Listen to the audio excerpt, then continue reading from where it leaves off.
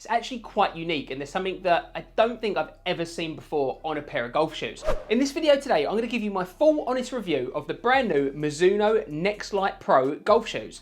Now, these are a spiked golf shoe that retail here in the UK for £145. So thanks very much to the team at Mizuno for sending these over to me. I've given them a full, thorough testing. I've used them out on the golf course several times, and in this review today, I can cover how they fit, how they feel. I'll go over some of the design points. Now, with the Nexlite Pro, there is one key feature that is more important and more predominant than the rest of the features of the shoe. And surprisingly, it's not the BOA system, although I absolutely love this, and we'll come onto that in a little bit later. What I'm actually talking about is the lightness of the shoe. This shoe is incredibly lightweight, and you can probably kind of see that in the design a little bit because you haven't really got a big outsole on the bottom of the shoe. It kind of goes straight from the midsole foam, and then you've got these points where you have got TPU plastic settings which house the spikes, but you can see the rest of that kind of outsole at the bottom there is the exposed midsole foam. When I put these shoes on the scales, you can actually see that they come in at around 325 grams. Now, on its own, that probably doesn't mean very much, so I weighed a couple of other shoes as well to give you a bit more of a comparison. So you can see here that the FootJoy Tour X come in at 407 grams. Now, again, the FootJoy has a focus on being a lightweight shoe, so you can see that the Mizuno is significantly lighter than the FootJoy. Also, I weighed the brand new Nike Air Zoom Victory Tour 2 golf shoes. Now, these spiked golf shoes don't necessarily have a focus on being that lightweight, but when I put them on the scales here, you can see that they actually come in at 465 grams. So actually, the Mizuno is significantly lighter than the brand new Nikes and is still quite a bit lighter than the FootJoy Tour X as well. So if you are looking for the most lightweight pair of golf shoes, then these are definitely ones that you need to consider. So you might be asking, what's the big deal with these being so lightweight? Does it really actually make a difference out on the golf course? Well, in terms of comfort, then yes, it actually makes quite a significant difference, and I was really surprised how much so. In terms of the comfort underfoot, this midsole foam isn't really necessarily the softest out there. Certainly Adidas Boost and Nike React and other foams as well,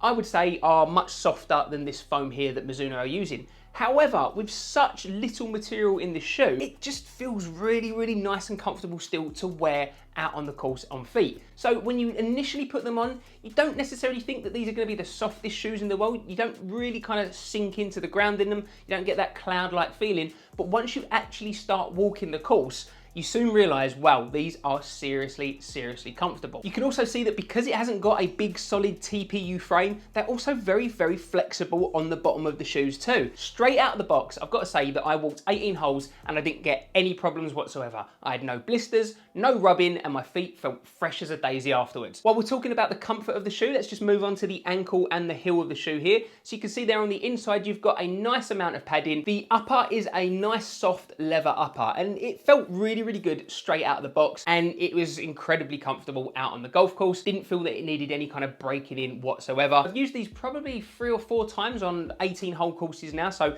I've walked every time in these shoes, and you can see that yes, the leather has broken in a little bit on that toe box area, but I've definitely seen much worse creasing before. When it comes to the fit of these shoes, I'm a UK 9 and I went true to size in these shoes and they fit me absolutely fine. I wouldn't necessarily recommend going down or up a size at all. What I would say is that it's not necessarily the widest toe box area. I would say that it's just kind of a regular fit golf shoe. One thing I did notice as soon as I put these shoes on and started walking about in them is that you do get a little bit of heel slip at the rear. Now, I'm not necessarily sure whether that's a combination of the shape of my foot not perfectly matching with the shape of these shoes, and it could also be something to do with the fact that the material on the inside, while very soft and, you know, a nice place to be, is a little bit slippery in there. It's not necessarily the most adhesive. Now, something else which has a big impact on the fit of the shoe is that BOA system there. So if you've not used BOA before, it's a really, really easy system to use, and it means that you consistently get a great fit with the shoes. And as you can see, it's really, really easy. You just pop that little unit on the front there, they open up super wide. Look at that, look how much room you get in there to actually put these shoes on.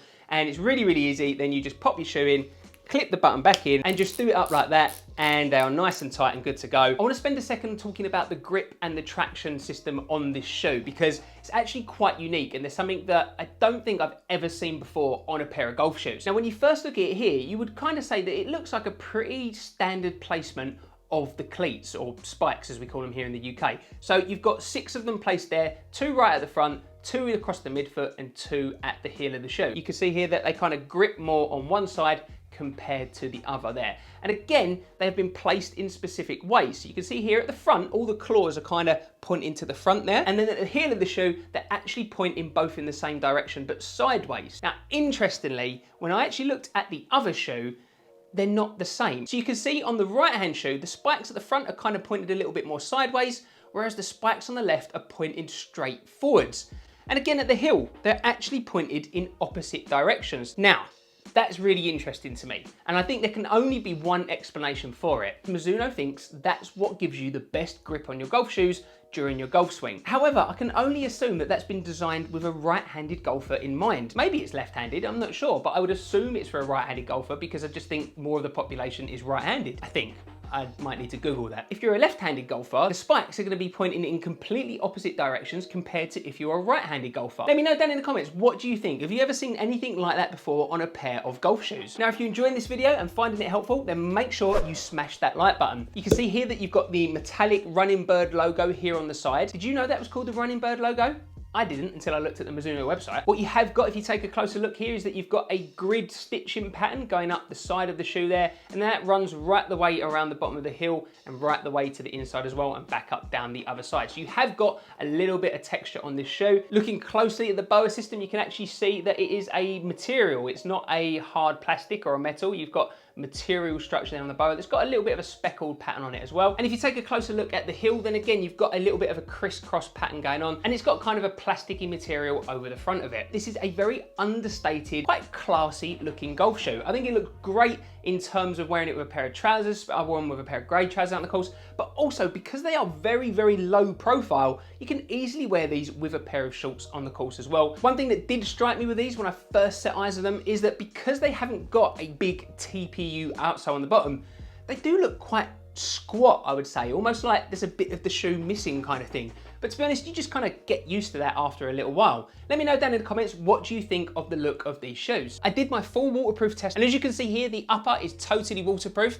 However, the actual boa section where the tongue lies did let through a little bit of water, but generally these are a waterproof upper shoe. So overall, I've got to say I am really, really impressed with the Nexlite Pro from Mizuno. It's an incredibly comfortable golf shoe, not necessarily the softest underfoot, but just that lightweight construction mixed with this soft leather upper and the way that this padding gives a nice comfortable place for your ankle, heel and front of your foot to be, then this is just a lovely golf shoe to be out on the course in, and you won't have any problems walking 18 holes in these shoes.